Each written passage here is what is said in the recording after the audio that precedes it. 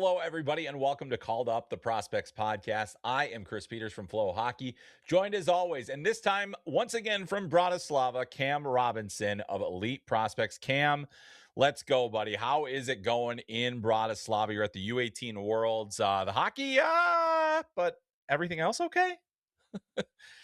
Everything else is good. Good. I'm using my cool microphone here. It's my phone. Yeah. Day off today. Sunny. Got some steps. Saw a castle.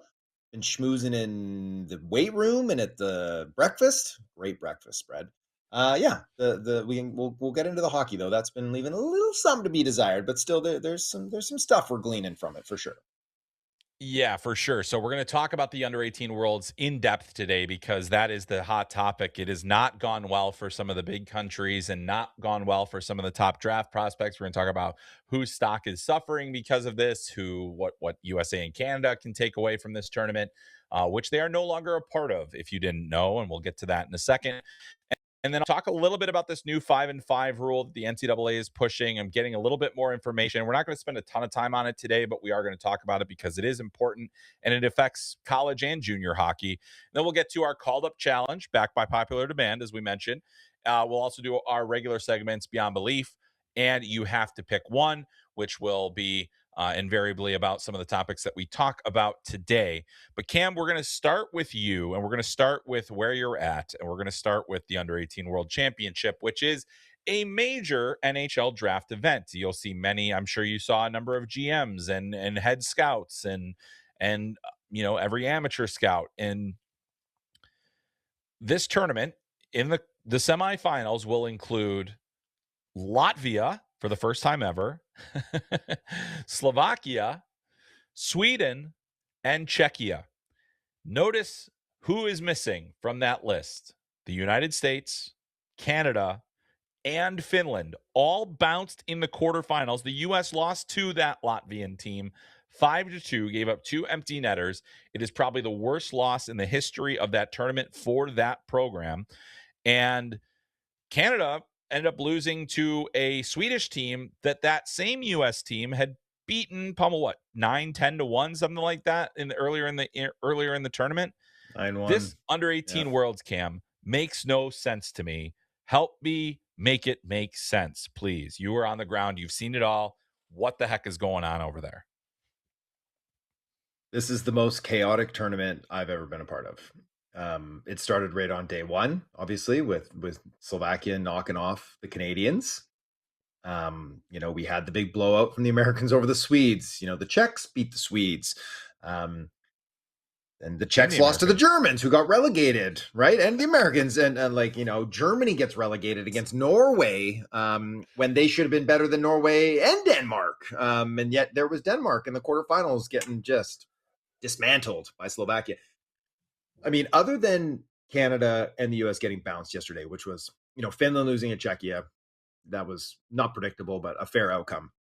Those two teams getting knocked out early, but otherwise the story is Slovakia. And out in Trenčín, at their rink there, the main rink where the medal round's being hosted, the vibes they're immaculate. They're so wonderful. These guys, they've got the drums, the dudes with the drums up in the seats, and they don't stop. From warm up all the way to the end of the game, everybody's standing, the chants and the songs, they take momentary breaks off the drums where everybody just keeps chanting and keeps singing. And then the drums come back on even harder. So it's awesome that we're going to see Slovakia get 2 more games here. Hopefully they're playing for a gold medal. I'm kind of hoping it's Slovakia, Czechia, and we might see some blood in the stands, right? We're going to see Czechoslovakia reunited on the ice, and they're just going to be beating heads out there. It's going to be wonderful. But just give me some close games. That's all I really want. I just want some close games. Canada, Sweden was sort of close there for a minute. But just give me some tight games here. So this tournament has had 2 settings, blowouts and upsets. That's basically where we've been. In some cases, both. And you're just, I've been covering or involved with the under 18 worlds going back to 2008. And this is, and Cam, the thing is that this is becoming a bit of a trend. We're seeing more insanity over the course of these tournaments. And part of it is the growth and development of other countries outside of North America.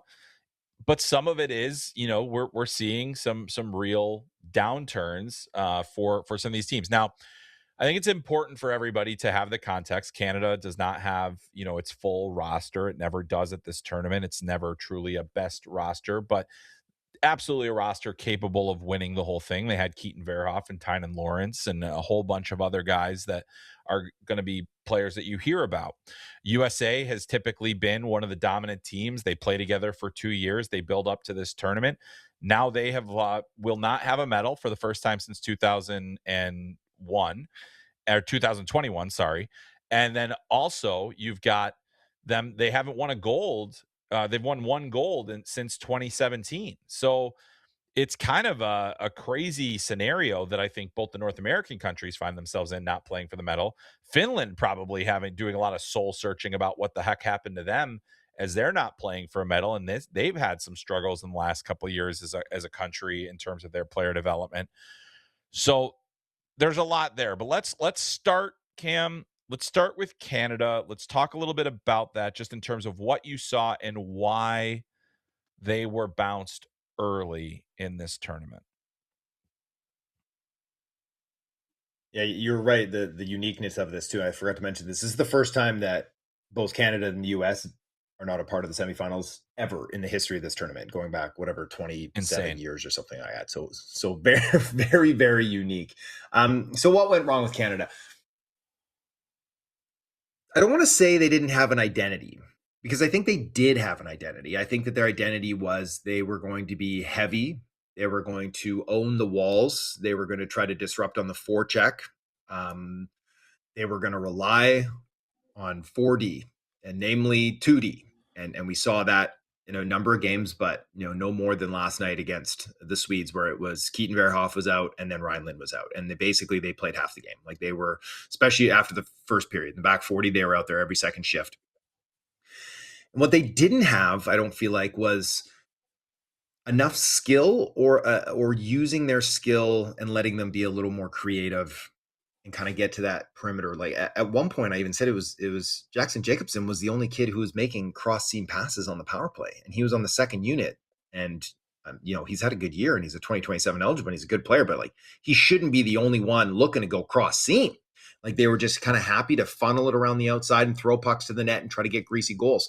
I think that they left some talent at home. I think that they left some talent, up in the press box too. Like in that last game there, Alexi Joseph, like, when you move Lemieux off your top line and, you're putting Rousseau up there, or they called the timeout with 3 minutes left, and all of a sudden they're putting their fourth line out there, and Rousseau gets himself a grade A chance, and he just kind of gets the snow shovel out and shovels it into the pads. Like, there just wasn't enough skill to be let loose on this team. And so you could look at the guys that they brought, and obviously you could point at the guys that weren't made available because they're still playing in the playoffs. But I just felt like this team was a lot of muckers, and a lot of guys that were willing to do that kind of battle game, but not enough guys that were really able or willing to use the hard skill and get into the middle of the ice. Like a kid like Demon Jolkin was doing all tournament, but he was unable to against the Swedes. And that was, I think that was the difference, really. Yeah.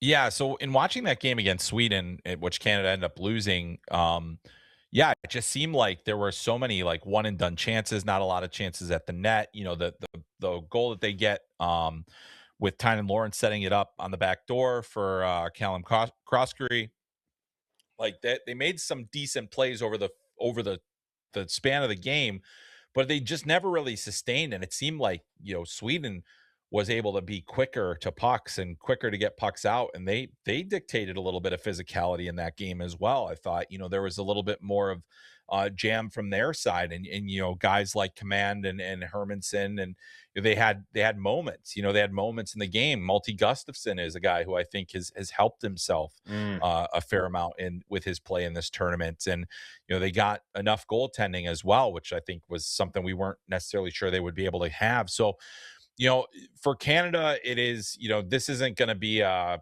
signifier of any certain kind of, message, or, do they have to change things? But I think if you're USA Hockey at this point, we'll get to them next, You lose to Latvia 5-2 in the quarterfinal, 2 empty net goals. They pulled the goalie very early, gave themselves a chance, a couple chances, but then also didn't give themselves a chance by giving up those 2 empty net goals. That's a team where we knew going in they weren't the favorites. They were, it's been a couple years where the US is like, hey, are they really the favorites? Who knows? They did play for gold 2 years ago. They played for bronze last year. And this year they're not playing for a medal. And the last time they were bounced from the quarterfinals, they lost to Sweden. This time they lose to Latvia. And Latvia correct me if I'm wrong, Cam, but they're missing two of their best age eligible players as well. Like Rudy Burrs-Collins wasn't there, and like there's, I'm I'm I'm confused as to what happened. You may have further insight. Do you have further insight? Is there anything what as an American am I to make of what just happened yesterday as we record this? Last thought on Canada there, because I did put it out there right after they Oh, lost, and I sure, yeah. said, maybe smells like a summit is coming for Canada after decades of dominance. It is quickly disappearing. And I took some heat for it, but it's like quite honestly, yes, they won back-to-back U18s, the tournament that they don't traditionally win, and then getting ousted in the quarters. That'll happen. But let's look at what happened with them at World Juniors recently, right? Having a real hard time getting past the checks, quarters, getting bounced out early, right? They didn't win Olympic gold. I'm sorry. Silver's great. You didn't win it. You didn't win the world championships. Mhm. Olenka's like the dominance is the key word there, is that Canada, it's gold or bust. And, it's Right. not fair because the world has caught up. But I do think that they're, after the World Juniors last year, they were like, we're gonna change things up. We're gonna get the program of excellence. We're gonna have someone who's running this thing all the way through. Like, Scotty Walker led this team to a gold medal last year. He put it together, and they didn't ask him to come back. Um, I do think that there needs to be a little bit of soul searching with Hockey Canada moving forward. Not to say that the wheels have come off and that they can't win gold medals anymore, but that for a long time that's kind of been either it needs to be some soul searching, or they need to reevaluate what is a successful tournament for this organization, top to bottom. As for the Americans, I just don't think that they're very good. I mean, Wyatt Cullen was excellent. Wyatt Cullen Fair. was exciting. Wyatt Cullen is the player in the 26 class who did the most for his draft stock, I think, here, at a bookend of an assessment, which is really helpful because he missed so much time with injury, and he was in and he was out, and he had the big growth spurt. And so he did some good work. I think other than him, I thought Ryan Lynn played well. You mentioned Malte Gustafson. There was a couple of 26 kids that either like reaffirmed what we think they are, or maybe added a little sweetener on top. But otherwise, it was the 2027s, right? Carter Meyer, I thought, was good for the Americans. Yeah. Levi Harper didn't get to run around like I would have liked to see him. I would have liked Nick Ford to like really just let him play like he plays in Saginaw, which is a rover, and create offense. The team doesn't have enough offense on it. So you bring a kid in like that, let him run wild. You bring in Rogowski, and he's playing 8-9 minutes a night on the fourth line. I don't know. Put him in a position to succeed. Put him with skilled players. It's a boost to your lineup. He has more skill and size and a different skill set there that you have on your organization there. So put him in a position to thrive and succeed. But otherwise, it's just we're looking at some down classes of Americans, and I think that on paper, they had skill, and then once the tournament started going, it's like, oh, these guys, they're playing well. Like that game against the Swedes was the best I've seen from the Yeah. program all year. Like hands down, they were clicking on their plays. They were hitting their spots with their shots. They were finishing, like everything was rolling right. And you're like, dang, this team could win gold. And then, of course, they get goalied against Latvia. I didn't actually get to see it because I was at the other rink. I did have my laptop open for the third period, so I did get to see that. And, they were throwing everything they could at the net, but nothing was Yeah. sticking. So that one's not such a big deal to me, to be quite honest with you, even though it's Latvia versus Canada losing to Sweden, because sometimes you get goalied and sometimes you just don't have the skill on your team and it's not your night. Where I think Canada, I think they got away from what made them successful, or what should have made them successful with the talent that they had Right. on the team. Yeah, I mean, and I'll say it's tough to make, sweeping assessments on single elimination tournaments. I do think that Yeah. there are certain things that you just really can't accept. And even though they did get goalied, losing to Latvia in the quarterfinals is a I mean, Tough look. objectively horrific development Yeah. for at a terrible time for the NTDP as well, because now the Yeah. competition has ramped up for the players. The players have the CHL option now. The players have more available to them. If they want to still play college, they can. And so that makes things a little bit more difficult when you're trying to keep your retain players and also push them forward. So the thing is, too, is that one gold since 2017, you look at the Olympic roster. The Olympic roster was built with players that had really experienced gold medal success, whether it was at the under 18 level, whether it was at the World Juniors. They had a lot of players from a lot of different birth years that had an awful lot of success internationally. Now US teams are not getting that benefit. They're not getting that bump. Now they've had a couple of U20 wins in recent years, which and that has become a more regular occurrence. Last year they didn't medal. Next year, boy, it's going to be hard for them to medal. So there's a lot of different things, but USA hockey is in a very interesting position right now. And I'm like, listen, I came from the NTDP. I have great respect, admiration for what they do, what they have done. But once you have enough results, and I was going to say, like, is this a blip on the radar? It's one gold since 2017 at an event that you build 2 years towards. There are Hmm. sometimes you have weird results, like Jack Hughes' team, the 2019 World Under 18s, that 2001 birth year, was some of the best players that I'd ever seen. They didn't win. So USA has lost with better teams. They have won with teams that aren't as good. But this is still a very troubling development, because part of the NTDP's purpose is to breed that success internationally and make sure that you're winning those gold medals. So that's going to be a very big challenge that everyone in there is going to have to, from the top down, is going to have to kind of assess. But Cam, it's that other part. It's that other part about the players now having choices to make. And that is, we could see some changes to the guys that are U17 players coming up, and we could see, We will. what's going to happen with the next team. It doesn't sound like, based on what I had understood, the most recent team that they named, they felt like they got pretty much everybody that they had wanted to get out of their camp. But now the question becomes, what do you do to retain the players? And JP Hurlburt was not an option for them here at this tournament, because he had left, and Could they're have used like, them. we're not going to take somebody that left, because I think that's not the message you can send. However, now the results are what the results are, and you have to start thinking about, okay, what do we do next? And that's what I wonder about. But I mean, just from your perspective, what is the player, this timing of, like, now this players have more choices, are they going to start to lose faith here? There's all sorts of things kind of floating around Yeah. over here in Bratislava about this exact topic. I had one person say to me that basically USA Hockey is telling kids, like, when you come in and you commit to play for us for 2 years, we expect you to play for 2 years. And if you decide to abandon us on that, we're not going to look too favorably on bringing you to national teams, moving forward. Which I kind of scoff at a little bit, because it's like, you're going to leave top prospects off your World Junior team? I don't think so.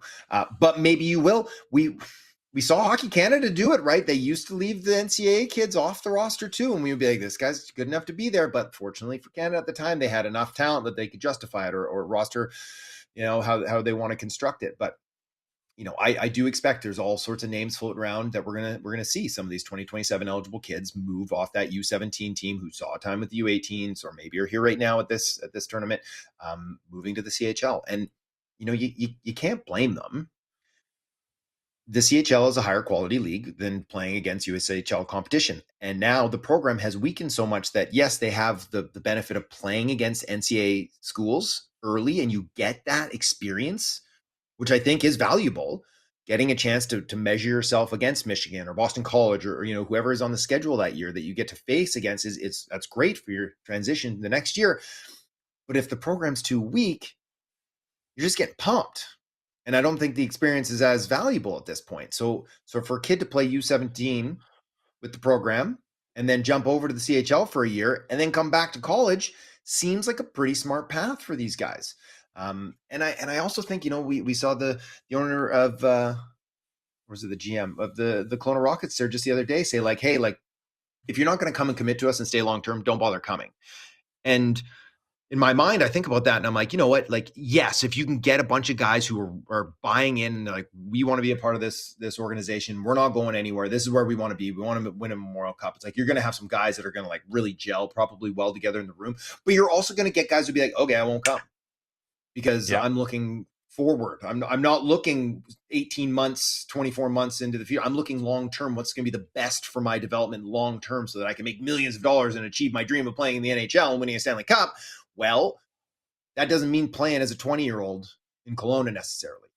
So Right. I think that teams and I think that systems and organizations and these governing bodies are going to have to get with the times and figure it out that the landscape has shifted. And it's like, get on board. Get on board. You're a feeder league now, and that's okay. And that's okay. You've always Yes. been a feeder Yes, league. Now you're you're just feeding in a different direction. yeah, I mean, like, you are a step on the ladder for these players, and that's the thing is that essentially, outside of the NHL, you are a stepping stone. And Yeah. that has always been true, and I think that's a really good point, Cam, is that you have to understand we are in a different era of player choice and player autonomy. And here's the thing, like there are a variety of reasons that players make decisions and choose this, that, or the other thing. But the thing is that now that they have more choices available to them, they have that flexibility of choice of saying, all right, we're going to go this way, that way, whatever is going to help me get to this next level. I've had this conversation even with college coaches. If you are a smaller program, why aren't you recruiting for the transfer portal? Like saying, hey, okay, the big programs passed you up. This didn't work out, but we want to have you in our program. We want to help you get to where you want to go. Instead of, we want to have you for 4 years. We want, and unfortunately that could be the thing. And I understand everybody, at various levels, you're trying to win championships. You're trying to win, and to win, you need to have good players. You need to have the best players.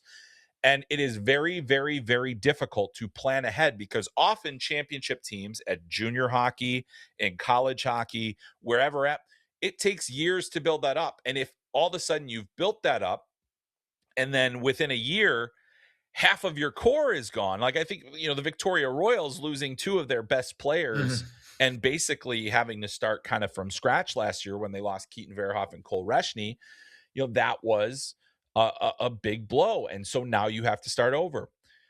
Planning your teams and making your teams has never been more difficult than it is right now. So I think we have to appreciate that for all the people that are in charge of building teams. That is a hugely Absolutely. it's a huge problem, Cam. Like it's a huge problem with trying to make these teams and create bonds within your community and all these other things when players are there for a year, maybe two, and there's all this uncertainty about where they're going to go next. In the end, the players are going to do what's best for the players. And the more you Hmm. try to claw back that autonomy and claw back that choice, you are probably going to get left in the dust. That is, you have to now adjust to this new reality, or you will be doomed to you will not get those players. You will not get those players. And that will be a hugely problematic thing for you. You are going to start seeing your product suffer. So, I mean, Cam, you and I both talk to a lot of agents. I know some people feel like agents fuel this, but I think really the families and the players are the ones that are trying to say, "Hey, we need to get ours." And everything about this is we need to get ours. And that may diminish the team concept going forward, which I think is a shame. But in the end, as you mentioned, these are all stepping stones. These are all steps on a ladder. They are not the end for these players, and they are a means to an end, and they're going to find whatever means suits them best. Yeah, what we need to get to the point is that right now it feels like there's like a culture of fear around some of these players, whether it's leaving the CHL early to go to school, leaving the program early to go to the CHL. You feel like you're doing something wrong, and that so consequently you're not announcing it, right? You're not doing it Yeah. early when you've made your decision, right? Like there's a couple kids who I've been asked not to say their names yet that are going to leave that program, and they're going, but they're not. They don't want it out there right now, even though their season just ended. Well, still got training back in Plymouth for another month. Um, Yeah. you know, these CHL guys, they're waiting until their season's over before they say, "Oh yeah, now here I am, Ryan Lynn. I'm going to the University of Denver." Like he didn't say that early on in the season. Not to say that he made that call early, but what we need to get to a point is, and if I'm a manager of a CHL club, I want to go to a kid. I want to go up to Landon DuPont and be like, Landon, it's November. What are we thinking, bud? Are you out of here next year? Probably. Great. Let's build our plan around that. Okay, Ryan Lynn, are you sticking around? Don't just give him the C and hope because his parents live 20 minutes down the road that he's going to stay. Ask him and have and make it so that he can tell you. And so then, if you're not, you'd be like, all right, I'm losing Ryan Lynn. How about I trade him? How about I trade him? We're not a very good team anyways, and I'll get some assets. Maybe I'll get a bunch of older guys, some 18, 19-year-olds that aren't ready to move to college yet, and not until they're 20, 21, and I'll put together a contender. And then that'll sell, tickets, because that's the end of the line here is that the owners want money. They're putting in money. It's not a big money maker, junior hockey, but you don't want to be bleeding cash. So let's just open up the lines of dialogue. Let's get rid of this environment of like fear and disappointment and guilt. And let's just be real about what the next steps are for every individual player, and then build your roster accordingly. And if you're going to be bad and young, go real young and bring in the 15-year-olds for 30 games if you're playing in the West. And if it's the OHL, institute that rule so that Cato O'Rourke can play 30 games next year rather than having to wait a full season because he didn't get exceptional status. Let's all just work together. Okay? Let's just get together. Yeah. Kumbaya. Let's work together, and let's all commit to player advancement, however that is, wherever that is. And everybody needs to have the credit. Well, there's an opportunity for shared credit. Now, I will say there is a value to continuity. There is a value to staying in a place for a couple of years and getting your feet under you and getting and players have to decide whether or not that's the correct thing for them. But the fact of the matter is that these players are in a system where they're drafted. They don't pick where they go. They are at a risk of being at a place that isn't conducive to what their goals are. That's why we had seen years and years of players attempting to move on, like or players where they're trying to not get drafted to a certain place and will use other means to, create that seed of doubt that player is coming. So I do think there's a lot of things that will need to come out here. It is not easy. I don't think anybody should, I don't and I don't I'm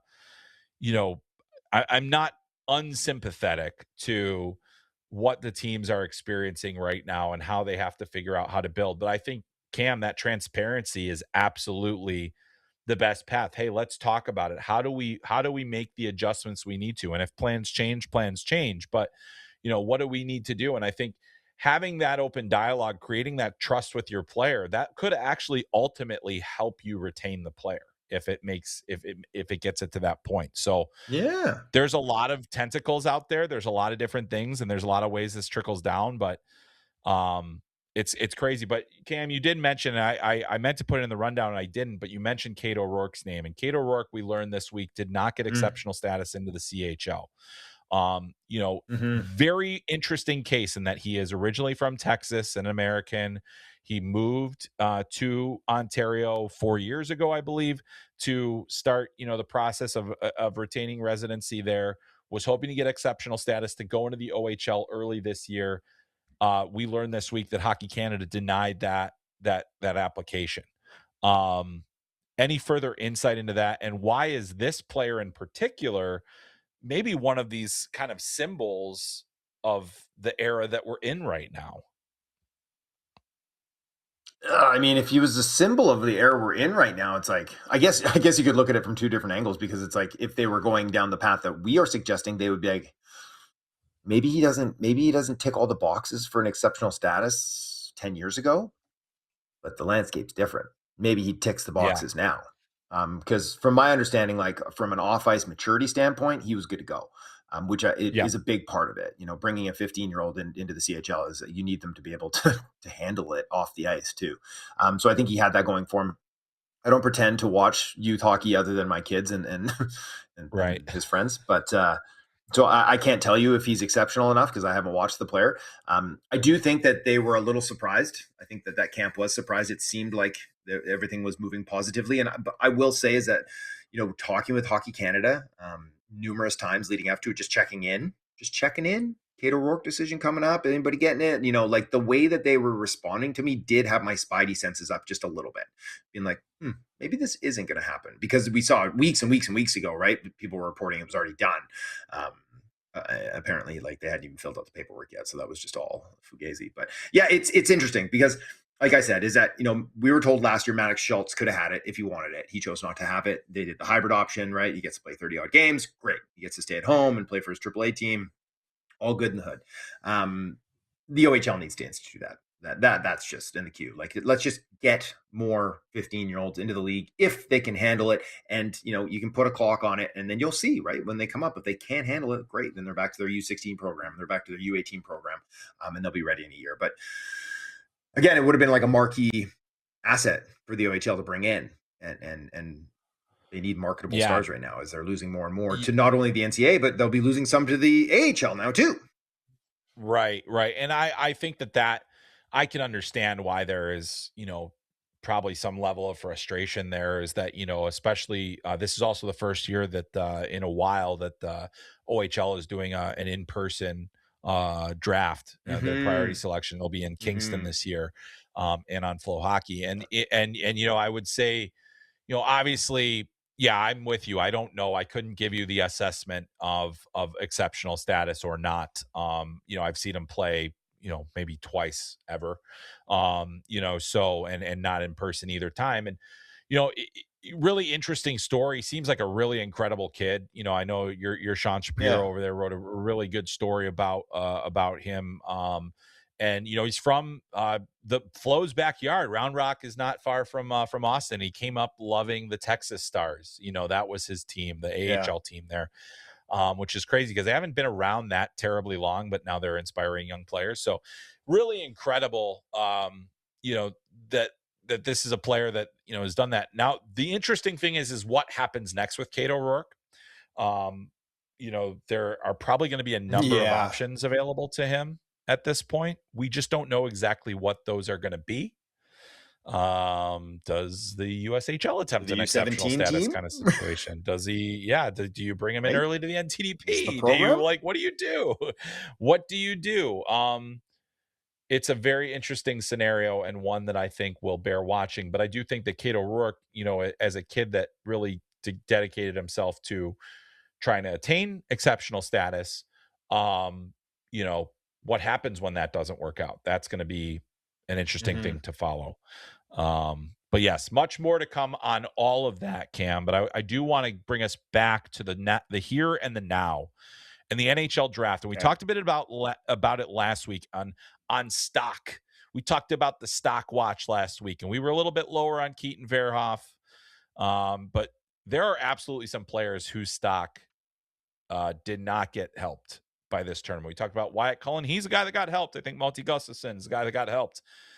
I don't know that we can say the same for a number of players. And I was going to start with Keaton Verhoff, but I want to actually start with Tynan Lawrence. And Tynan Lawrence, obviously, he's had a roller coaster draft season, Cam. He's had a crazy Mm-hmm. one going I mean, all sorts of different things happening. He goes to this tournament. I think the expectation was that he would dominate. He didn't. Tell us what you saw. All right, I'm gonna put my evil villain hat on here because it's stock down time. Again, I will preface by saying I like most of these players. I know them a little bit. They're good kids. Probably got great parents. This is real. This is real life. We're playing in the big leagues here. Tynan Lawrence, I was texting you last night. I was saying, get ready because like I'm gonna tear a strip off this kid if he doesn't wake up. And then of course the next shift I woke him up. So I took an extra assist on that goal that he set up on the back door for Krosky because he obviously heard the footsteps. At no point though did he look like a top 10 pick. And he's young. He's very young for the class. He has the pedigree. He was excellent from Muskegon, right? Like he plays a premier position. He has decent size. He has decent wheels. He has decent skill. But like at no point did he look like a top 10 pick to me. At no point did he look like a guy that projects as a number one center. He was the number one center on this team. He had, the best line mates. He had the best defenseman out there with him. He had all the power play time. He was good in situations. I thought he was strong. I thought he was moving his feet a ton last night. He just wasn't doing anything with it. Like he wasn't able to get off the wall and get into the interior. He was, stuck on the outside cycling. When he did try to land off puck into dangerous scoring, positions, it was off. The timing was off, or the communication with the other player wasn't intact. Like yes, he made that great pass. I do wonder if it was a shot attempt that ended up going there to the back door, but I'll give him credit for it. That was his best play. That was his best sequence. But I think that, and I talked to teams. I talked to a number of different teams about a number of these players, and everybody was hoping to see the Tynan Lawrence that they saw in the playoffs last year for the USHL. And we didn't see that player. We didn't see someone who has that precision release. We didn't see a player who could create for himself with his hands. We didn't see a player who had enough blazing speed to beat someone to the outside or to shake him to the outside and then cut back to the inside. Now I'll have this room to operate. We saw someone who is strong along the wall, strong along the forecheck, heavy on their stick, can win faceoffs, can make short plays. It's mid first. It's mid first, even with the pedigree, even with him being so young for this class. If anything, like we shouldn't knock guys down too much. But I think in a couple situations here, we're looking at these guys being like, this is an opportunity to play against your age group. You need to show us something. You need to show us flashes of high-end vision and playmaking. You need to show us the ability to have a myriad of shot selection in certain situations. And he just didn't do those things. Yeah, and it all coincides with the ascent of Caleb Malhotra to now feeling like the no doubt number one center in the NHL draft. No doubt. And I think that Tynan to a certain degree is a victim of the of expectations. I think that was part of it, but really there's a reason for the expectations, and then there's a standard of play that you have set that I don't think that he met for a good enough chunk of the season, which is going to significantly hamper his draft stock. So, the thing is that I think it's great that he went to this event. Sitting it out probably would have, maybe it didn't. Sitting it out would have probably been worse. Even though we're saying his stock is down. I don't know that it was kind of continuing a trend line more than anything. I do think that we're going to see, Tynan Lawrence have a bit of a bounce back next year. I don't have a ton to base that on, though. And that's why I think that you're right. I think mid-round seems very fair. Here's a question for you. And I already know the answer because I know how you feel about the player. But is Viggo Bjork going ahead of Tynan Lawrence in this draft? I almost interrupted you when you said it feels like Caleb's the slam dunk number one. I was going to say, I don't even know if Tynan's number two. If we're basing it off this season, absolutely not. I mean, if we're basing it off this season, right, Vigo's the first center off the board. But we're not. That's not how this evaluation works, right? We're looking long-term and how things translate. But is there a world where Viggo goes ahead of Tynan Lawrence? Absolutely. Absolutely. Oh, yeah. There are some teams that really like Viggo Bjork. There are some teams that are like, we're not interested in a 5'9" center, but not to say those teams are picking in the top 10 anyways. So right. No, right. I do. I very much wonder that. I very much wonder if Tynan Lawrence is even the second guy off the board. Yeah, and that's going to be an interesting thing to track because I think you always are looking for centers, and it's not a great year to be looking for centers. And then Tynan looked like, hey, I mean, there was a point in time where like, hey, this guy's pretty darn good, and he is. Someone's good, taking and him. he's going to probably play in the Someone's NHL. taking him. It's just we're talking about the difference between being a top 10 pick and being a top 20 pick. And often there isn't a huge gap between those two, depending on the year. And I think in this year, there's less of a gap than normal. So very Mm. intriguing on that front. Any further thoughts on Tynan before we move on to who else has dropped a little bit here? No, let's just get right into Keaton Verhoff here because it's Well, the elephant in the room too. I thought that Keaton was better than Tynan. I yep. do. I think that they were both in similar situations coming to this event. And I did think that Keaton was better. I thought that he had better full games. I thought that he had higher flashes. Um, Similar red flags, though, pockmarked his tournament too, where struggling under pressure to make clean plays. We saw it in the West last year too, but he was young. We saw it at the U18s last year, and he was good. Obviously we saw it at Nodak this year, especially in the back half. There was one play last night that really stood out against the Swedes that really bothered me, where he made like a really nice play to keep the puck in the line twice in zone, and then on the third time he took a hit, spun off, broke the pressure, kept it in, and gets dumped back out. He goes all the way back to get it, has all day. Sweden's changing, has all day, and he skates it out to center, flat-footed, and just sends this weak backhand pass just right to Sweden, just for no reason. And I was like, what are we doing with this? So that kind of thing, was scattered around through his tournament. Chasing in the defensive zone, that'll happen a little bit, especially when you're playing 30 minutes, but he is guilty of it. Lugging the puck up ice. There's not a lot of speed there, right? So when he brings it up, he lugs it up. I think that he's a little more nimble in zone. I think that he was good at getting shots through. I liked his physicality for the most part, but 5'11" Ryan Lynn was far more physical throughout the tournament than he was 6'4" Keaton Verhoff. So again, it's just, I think we've already gotten to the point of the season where we're looking at Keaton Verhoff and we're not thinking this is the number third overall pick anymore. So if we're looking at him through the lens of, hey, this is someone that you're probably more, taking in that 8 to 12 range, I think he played at about that level in this class. But there's this defense, the top of this defense class, like keeps me up at night. Like you can throw them all into a bin, and I think you can keep Ryan Lynn, and I think you can put Malte Gustafsson right into that bag, and you can start pulling them out of a hat, and you can make a justification for all of them. But I don't think you can make a justification for Keaton Verhoff being the number one anymore, as we looked at him for much of the season.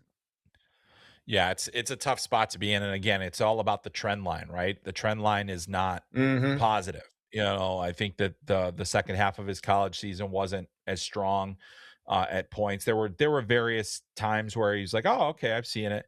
I think when you talk about Keaton Verhoff, you're talking about a projection. You're talking about a projection, which you're always talking about, but it just feels like there's more of a projection on Even him more based so. on his physical tools as opposed to his game. Yes. So it's just like you're like I said in another place, it's like, there's more hope than projection at that point. And that's the hard part with Keaton. Hey, to keep the good news on centers rolling, what do we make of Oliver Savanto? Oliver Savanto of Finland. I mean, he doesn't produce. He doesn't produce.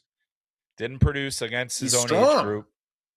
Very strong, good two-way capabilities. Like, I think he helps a team win. Like, I think he was a good player for Finland at the World Juniors this year, the juniors as an underager, and really has a lot of tools. Absolutely. But you're saying, okay, where is he? Oh, 3 points in 5 games as a top.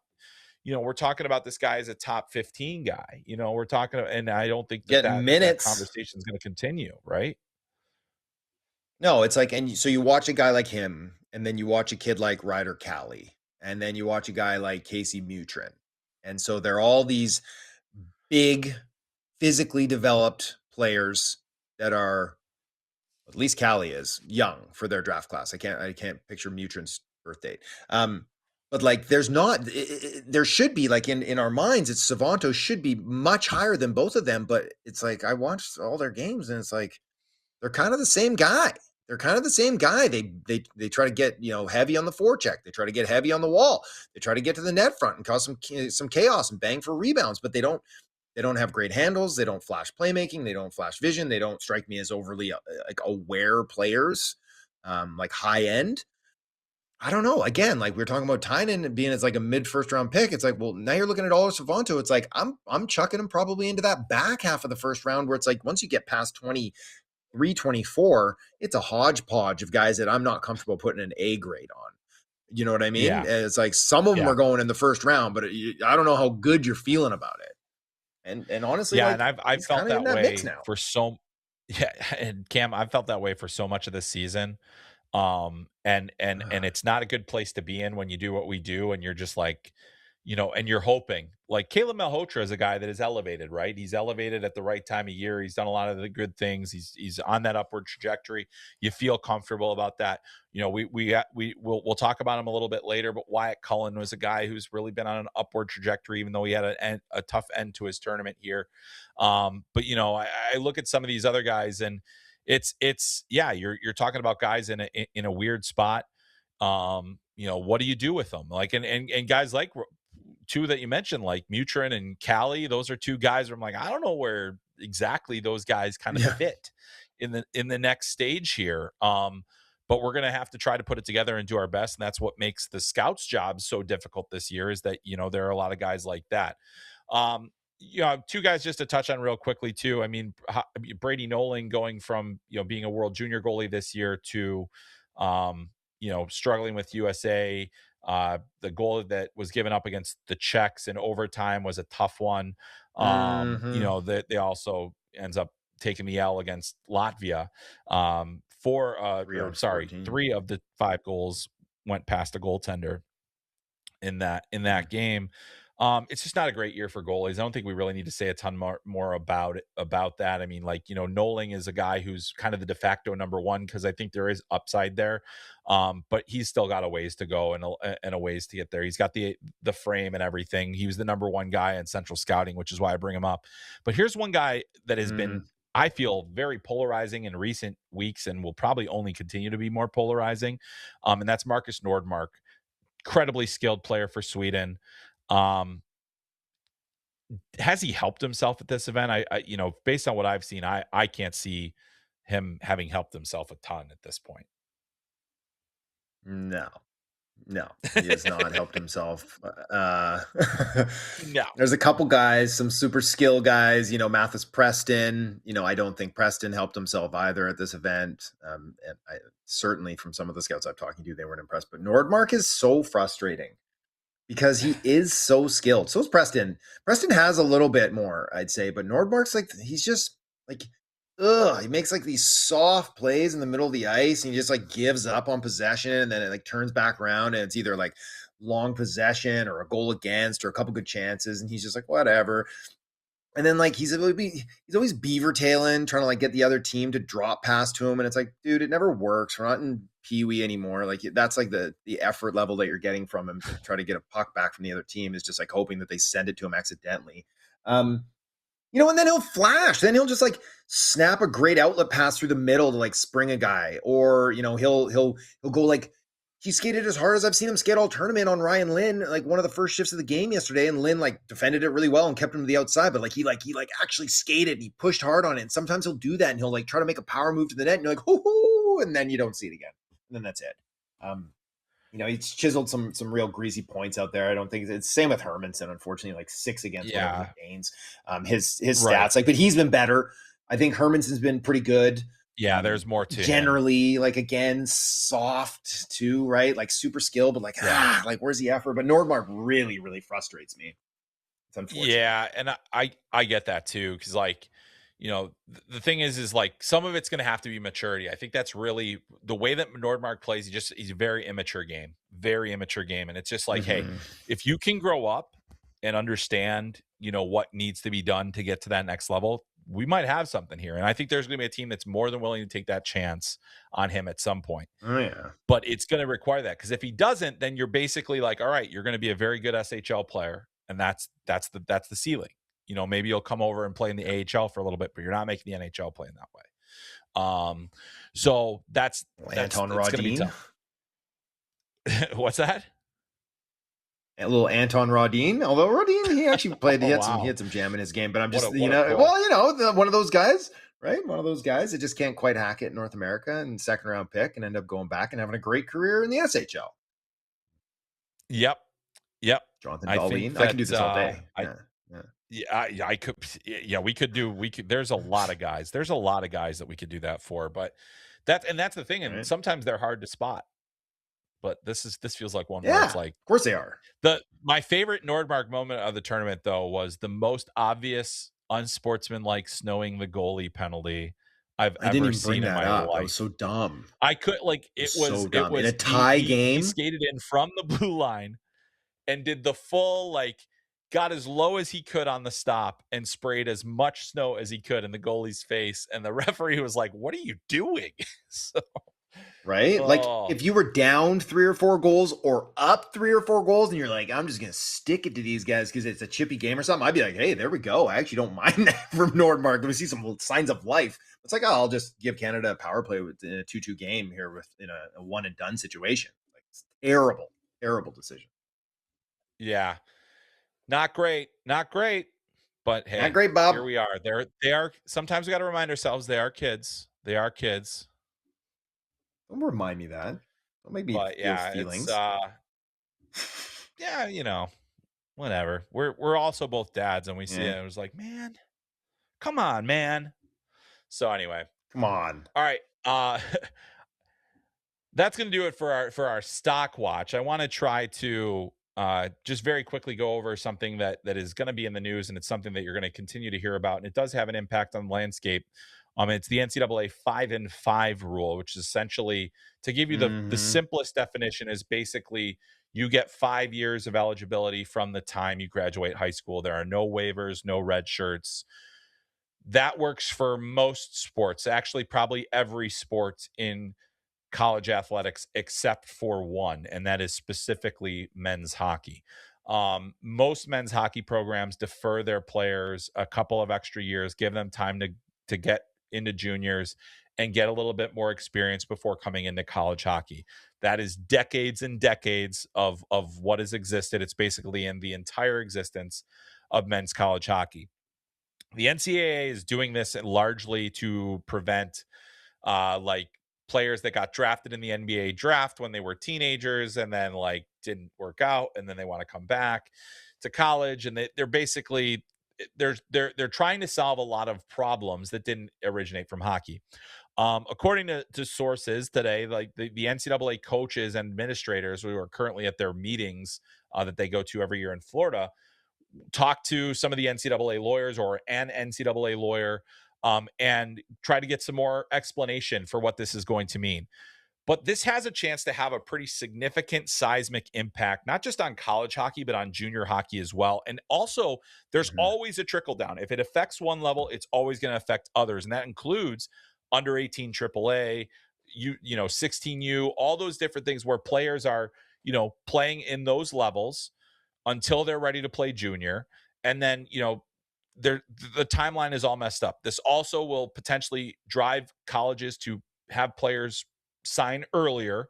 And therefore you're losing some of your top end of your junior hockey leagues earlier. So the developmental landscape is already, Cam, I don't know. I think we've talked about it a few times. Would you say it's in like chaos? Is it Armageddon? Like what word would you use to describe where we're at right now in this whole whatever this is? I don't know. It's like the blind leading the blind right now. It's like That's it. this is That's it. That's right. 100% it. Because we don't know. We don't know what's going to happen, and we can't know Yeah, until it starts happening. And it's the same thing with the CHL rule. We didn't know, and we still don't know the full extent of that. It's going to take years to figure out. But now you're throwing in another curveball, which we've talked about. I don't like it. Yeah, Will the NCAA listen to the college hockey coaches? If it affects one sport out of all their other sports, will it affect them to move? The probably. answer, we both know, is no.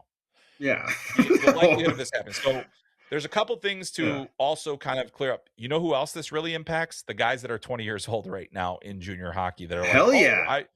They could only get Just lost 3 3 years of years of eligibility eligibility. where everybody else gets 4 or even 5 years of eligibility. The guys who Yeah. just graduated, would fit the qualification, they are not gonna be grandfathered in, so they don't get their 5th year. Like, that's the thing is you Mhm. could play up to 5 years. We know the top players are not going to play 5 years of college hockey. They might No. not even play more than 1. And so it really doesn't impact them, but this really does impact those teams. And it also impacts the teams that typically recruit older in order to level the playing field with the teams that do get the top prospects. And so Yep. we don't know what this is going to happen. We're not going to spend a ton of time on it now because we're going to probably have all summer to discuss it. Yeah. But when we're already seeing some significant changes, that is not like we don't know. And again, does it benefit the players? Not if it's forcing the developmental timeline up sooner. Definitely does not. So here we were just talking about how, players they don't have to make decisions at 16 that are life changing because they can go to the CHL or the USHL or they can go to prep school. Or they can do it.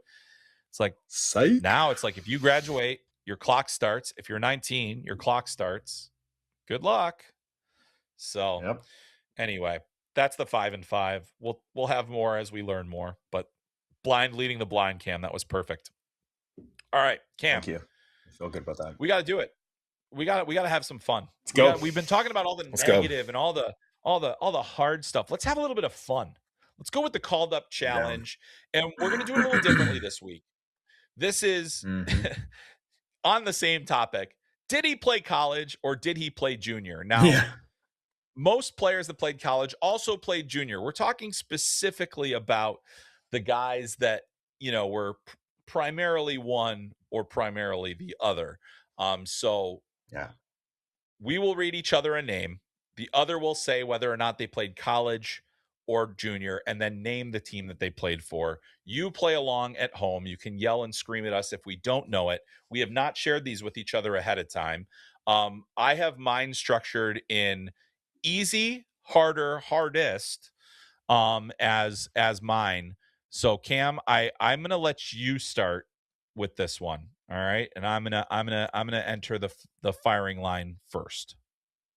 Okay. I have a feeling, and I'll have to say it, no fewer than 3 NHL employees have told me that they just enjoy so much listening to you struggle during these challenges that it's I like the know. highlight of their week. And that really That's why I warmed my tried to heart. change the And format so I could maybe improve a little bit.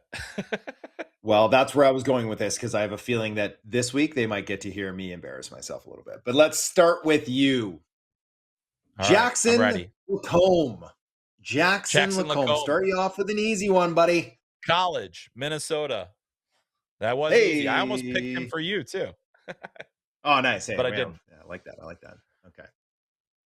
I'm going to struggle at this one. I already know. Are we doing all of them for you now or are we going back and forth? Yeah, let's go. Yeah, we'll do. Yeah, let's do it. Yeah. Or do you want to alternate? I'm fine either way. No, I'll just throw you another one. I'm throwing you another one. Okay. You ready for this? Morgan Geekie. Okay, so Morgan Geekie is junior, but where did he play? And why am I struggling to figure this out? Morgan Geekie, I'm going to say Saskatoon. In the West, correct. Tri-City. Tri-City. Oh, he played in the U.S. Oh, yeah. Gosh. Tri-City. I was just thinking the same thing because I was also just trying to think of where Connor played. And I'm like, now I'm all of a sudden like blanking on that. So there you go. All right. So not quite accurate. Okay. Next up. All right. It's pretty close. So pretty close. Dylan Gunther. Dylan Gunther. For you here. Yep. Dylan Gunther, Jr. Yes. Dylan Gunther, he's played for a couple junior teams because he was part of a big trade. So I'm going to give you the last one that he played for, and I believe that was Seattle. Very good. Can you tell me where he played before that? Where did Dylan Gunther play before Seattle? Yeah, I should be able to. I don't know why it's like he played most of his junior career there. Yeah. I don't know. Shoot. No, I can't. It's escaped me. So there you go. I embarrassed myself again. Edmonton Oil Kings. Jeez, I don't know why I had him like in my mind skating in a Prince George jersey. I was like, I know this is wrong. I know this is wrong. So Terribly wrong. Hey, All let's right. go. You're gonna All finish right. it off here. One more. Yep. Troy Easy Terry. one. Troy No. Terry. Not Troy Terry, but somebody that somebody he I think played. No, I don't know. No, they didn't play together. They definitely didn't play together. I don't know. I was trying to like give a clue and it wouldn't help. But anyway, Cole Caulfield, Okay. easy one. Yeah, Wisconsin. Bingo. College, bang. Yeah. Hobie Baker winner. Here's one. So we go harder now. Ryan Paling. Oh no, Ryan Paling. Oh, I feel like he was like a Massachusetts player. I don't know why I'm thinking that. Playing that could be completely wrong. No, Ryan Paling. Did he play in junior? No, he played. He played in the He didn't States. play. He He played actually for didn't. college. No. What? Oh no. High See, this school is to where college. it all goes High downhill. school to college. High school to college. Okay, yeah, that's fine. That's fine. That's what I thought. I thought he played college, but he wasn't playing in the Hockey East. Paling, I can't picture his tarp. Michigan. Complete No, guess. he Can't picture played it. for St. Cloud State. Oh And I take it gosh, back. I He still did can't actually picture it. play one of those like hybrid seasons where he played with the Lincoln Stars a little bit, but Okay, he yeah, largely went from Lakeville North to yeah. St. St. Cloud. Cloud.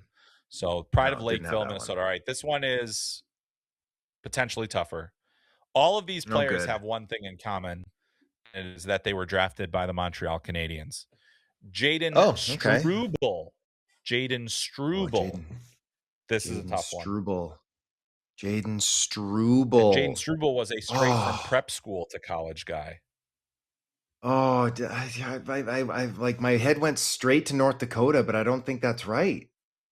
Nope. Go back. Jaden You were closer when you Struble. were starting your guesses with When that was in the Hockey Paling. East. Hockey East. God. Yeah. So it's like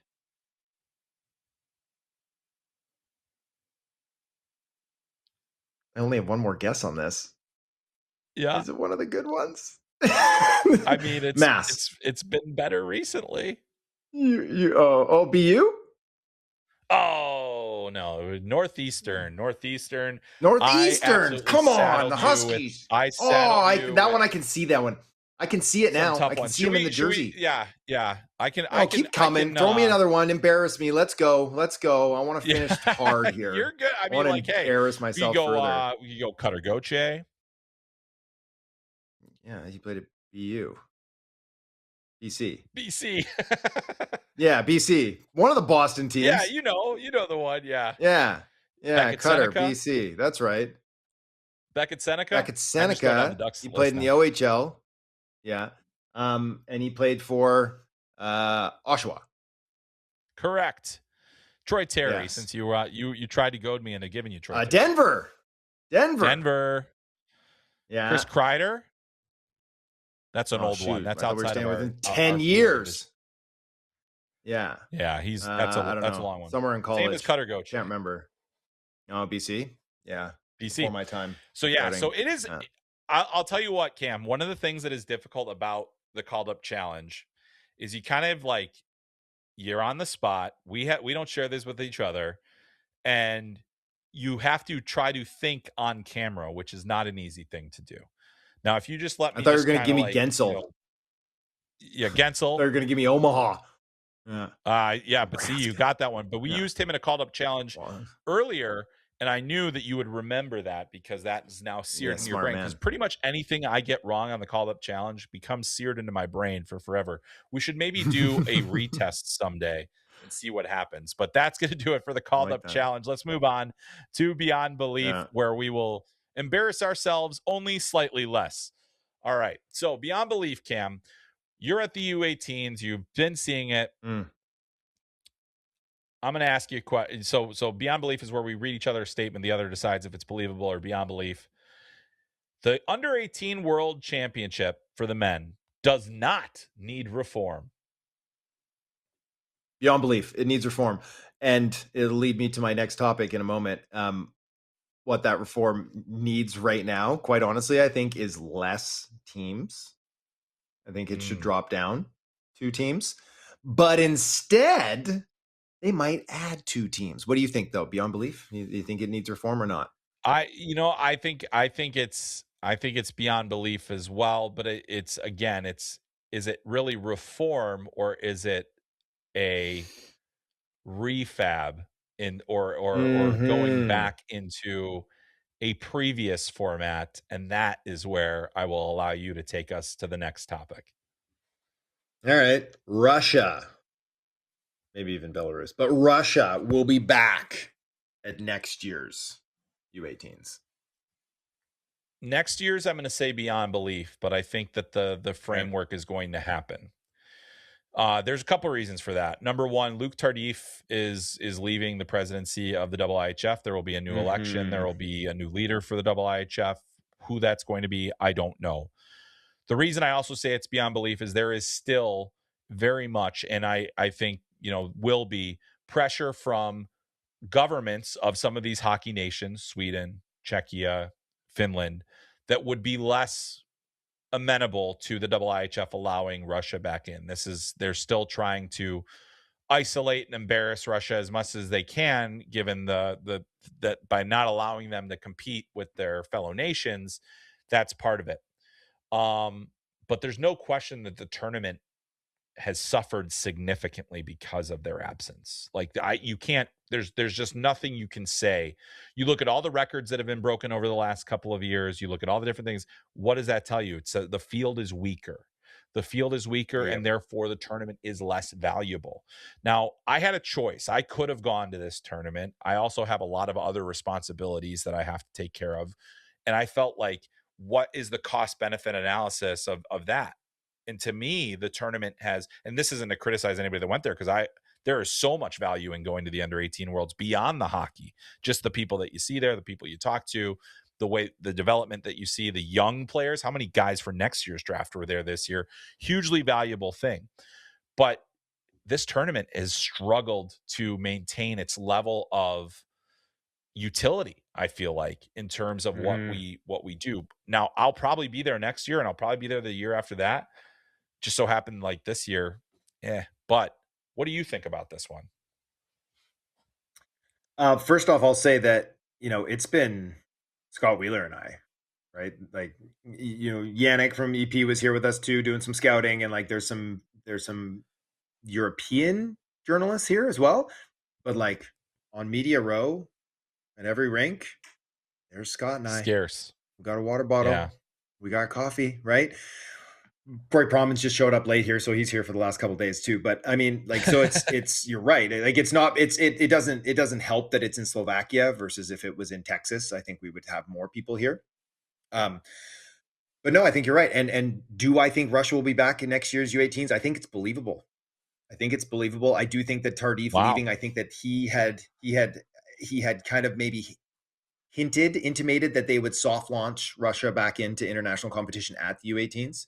And so him leaving does potentially change that. But I think it's within the realm of possibility. And from what I'm told about the 2027 Russians, that would be good. That would be good for competition. It would be good for scouting. It would be good for the tournament in general. It will be weird because what do you do? You're not just going to be like, oh, we're going to kick you out, Norway, even though you didn't get relegated so that we can have the same amount of teams. No, you're probably just going to add Russia. And then what? Are you going to just add Belarus too? That was also Yeah. kicked out? So now Right. you're now You'd now it's a have to, 12 yeah. team And tourney. so if Like, I we don't have a know. It's 12 it's team U18s, you know, eh, yeah, that's we'll see. she's We'll right. Like, see. yeah. Yeah. So it's a very strange thing. And it's like, yeah, the reasons they're not here much bigger than hockey, but it has had an impact on the value of these events. All right.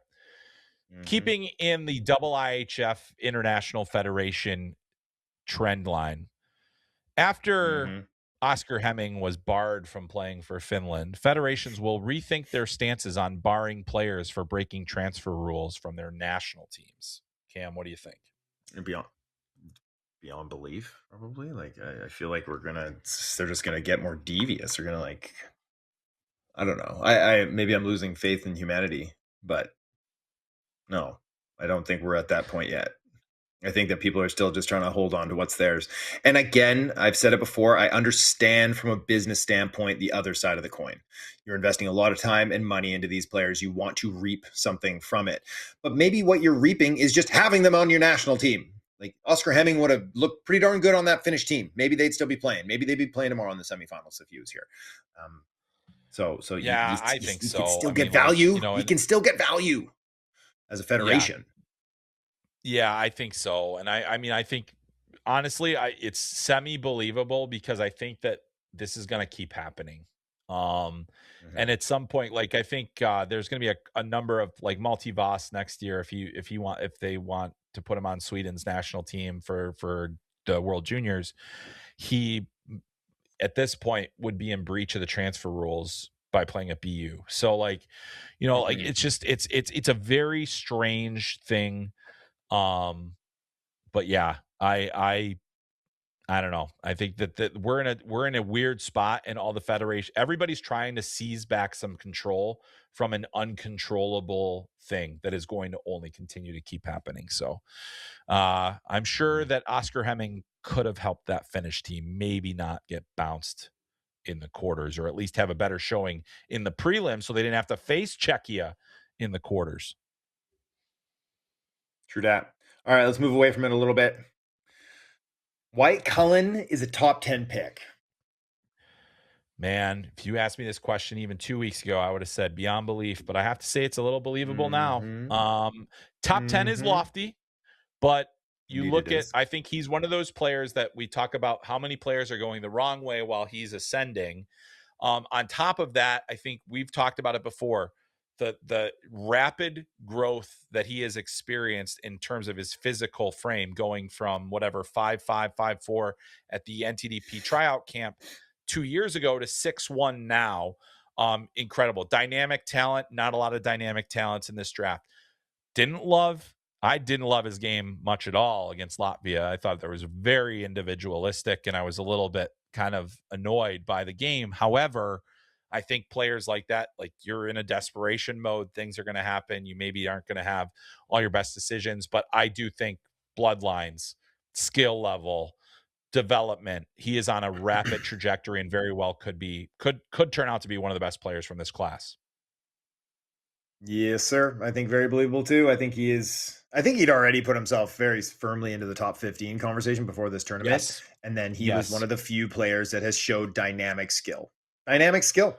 Like and there's just not enough of it in this class. Not And I enough. think when teams are putting together their lists and they get to that chunk of 8 defensemen like right away, maybe you don't have a high need for a defenseman.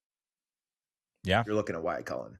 Yeah, I think if he goes 8, I don't think he's Beckett Seneca. I don't think he's going 3. I don't think we're going to get to that point. But I mean, would it shock you?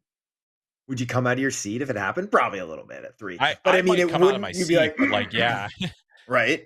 You'd be like, dang, yeah, that is high. But it wouldn't that's be high. earth shattering. It wouldn't be like that's a terrible pick. You wouldn't say that's a terrible No, and I mean, pick. think about You'd say, oh, some of the teams that are going to be picking high this year. You know, Florida and Winnipeg, and you know, potentially Toronto, Boston or will you know, get like 6th here there's probably. yeah, or Boston, yeah, exactly. So like you've got some Yeah. really good things, and yeah, Wyatt Cullen. For those that don't know, that is Matt Cullen's son, and Matt Cullen Good had a dude. pretty darn good career. You know where Matt Cullen played college hockey? Oh, hold on. It's not where his I want sons are to. going. Minnesota. Nope, that's where his sons are going. He went to St. Cloud State. I got him again. St. Cloud State, two references. St. Two Cloud references in the State. podcast today. I'm pretty sure they Come retired his number on. like 2 years ago. So Ryan Malone also This isn't famously St. fair. Cloud State. There aren't a ton of like, but Bugsy. those are two of them. Oh Bugsy. man. Bugsy. All right. Let's go to you have to pick one. And Calling I me want to get Smalls. back to the draft. And we're going to talk about a player that was not at the under 18 World Championship. Wasn't even eligible for the under 18 World Championship because he's too young, or too old. I mean, sorry. Wait. That is Chase Reid. And so I want to Too ask you, young. Cam, and you have to pick one. The top defenseman in the draft, Chase Reid versus the field. Who are you taking Yeah. for going the number I'm one taking the defenseman field. off the board? I'm taking the field. I'm taking the field. I like Chase Reid. I think he's the number one D on my list. He's going to probably very much stay the number one D on my list, but it is not by a significant margin. And you want to stack all those other guys, Carls, Lynn, Gustafson, Verhoff. There's Schmitz, right? Zav. Like there's lots and lots of D. I'm not uber confident that he is going to be the best D in this draft, even though he will be the top D on my board. Yeah, I mean, right now, I think I'm taking Chase Reid. I think the field is absolutely a threat. I think that there's any number of teams. We don't. The draft lottery will happen next week, and we'll talk about it. We'll talk about the results, and we'll probably look at some of the options for some of the lottery teams. But man, it's just like it feels more and more like whether it's the rest of them haven't really done enough for me. And even though like Chase Reid was really good this season, wasn't like he blew the barn doors off the season either.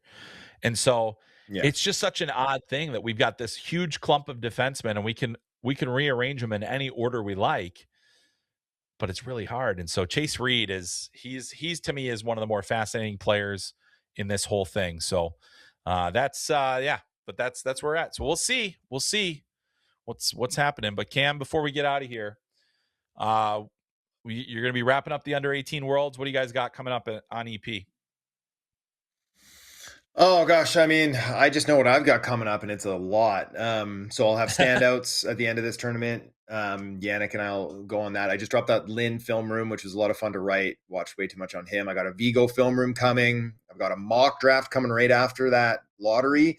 And then the big one, the final scout poll, will be coming out later in May as well too. So I'm going to be collecting lists here at the end of this tournament and getting those all tabulated. Very, very interested to see these lists. Very interested because I think they're going to be dicey. I think they're going to be spicy, maybe not dicey. I think there's going to be some discrepancies across the board, right?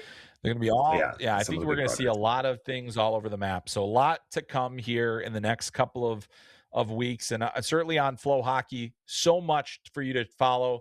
We're at the conference final stages of the OHL and QMJHL playoffs. Now the USHL also in the conference final stages. You can watch all of those postseasons on FloHockey.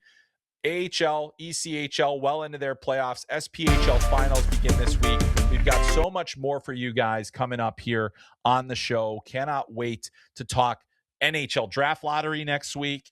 Can't wait to talk about all the things. And we'll also maybe see if Cam's recovered from what has been maybe one of the worst under 18 world championship performances, at least by the North American teams in the history of the tournament.